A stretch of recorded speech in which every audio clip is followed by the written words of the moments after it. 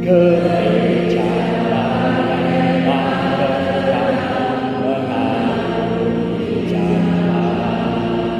Tuhanlah bintang pedoman arah dan tujuan.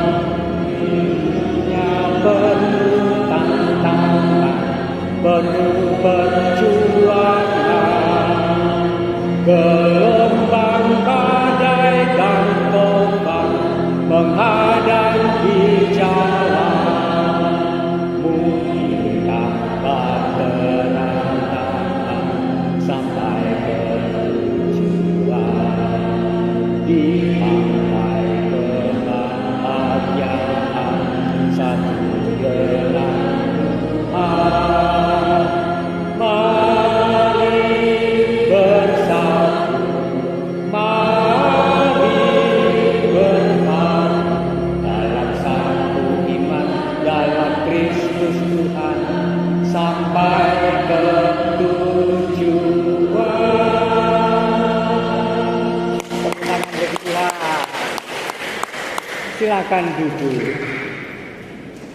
Apa yang hilang ketika ada wabah COVID?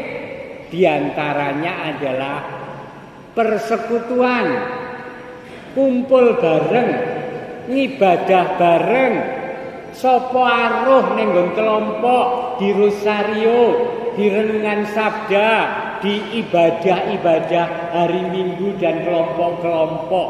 Hilang, tidak ada itu. Karena mengambil jarak, ya kan, social distancing. Anda masih ingat istilah itu sampai sekarang. Kehilangan, rasanya ada sesuatu yang kurang dan itu besar karena tidak pernah ketemu lagi. Dan perjumpaan itu selalu memberi sharing, cerita dan keteguhan di dalam hidup. Amin. Rasanya yang namanya persekutuan, perjumpaan, persatuan, komunitas mutlak. Mungkin Anda kaget kalau saya mengatakan niscaya dan mutlak. Kenapa? Saya ingat dalam salah satu ajaran gereja di Evangelii Nuntiandi dikatakan bahwa tidak ada relasi dengan Kristus tanpa gereja. Kaget aku, loh kok iso? Lalu dijelentrehkan, lihatlah dasar kitab suci. Orang beriman pada Kristus melalui komunitas. Tidak, urusanku karo Gusti Allah ora. Urusanku karo Gusti Allah ning aku nguripi imanku, iman sedulurku ning nggon komunitas. Ternyata ngono kuwi. Dasarnya adalah Yesus memilih 12 murid untuk bersama dengan Tuhan Yesus bersama-sama menghidupi kebersamaan yang disebut persekutuan atau komunitas.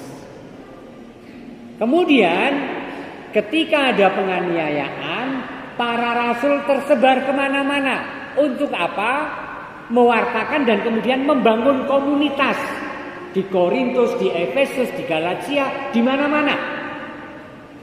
Dan Yesus hadir di tengah para murid.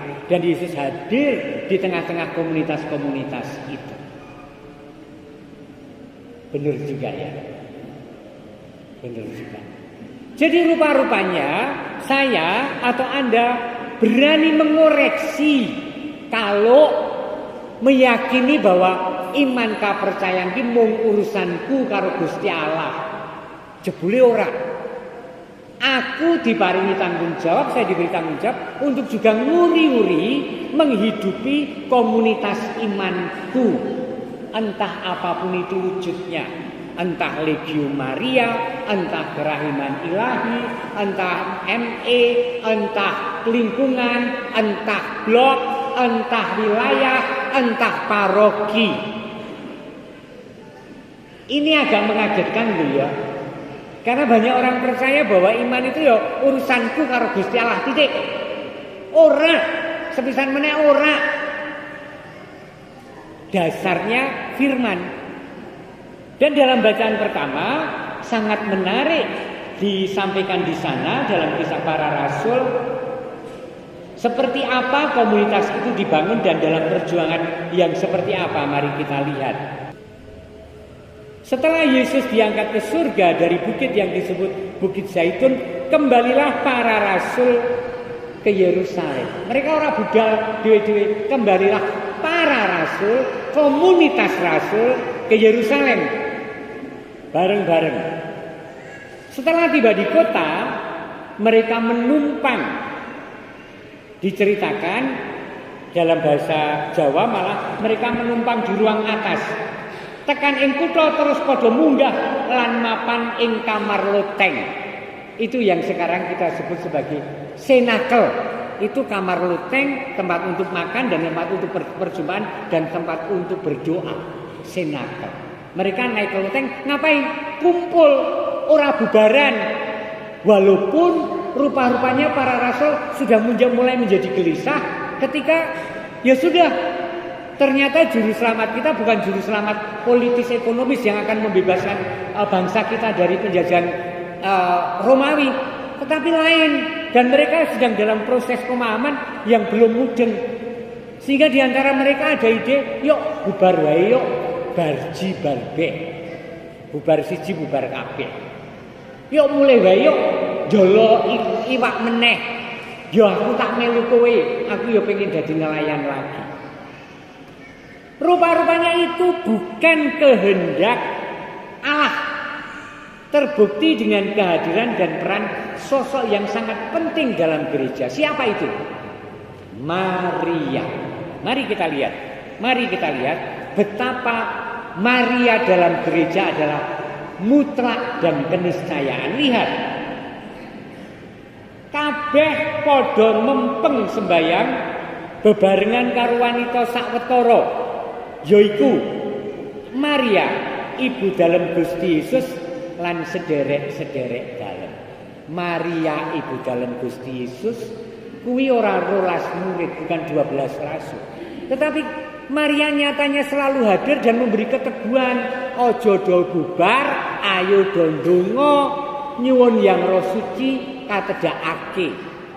Jangan bubar, mari kita berdoa supaya Roh Kudus turun atas kita.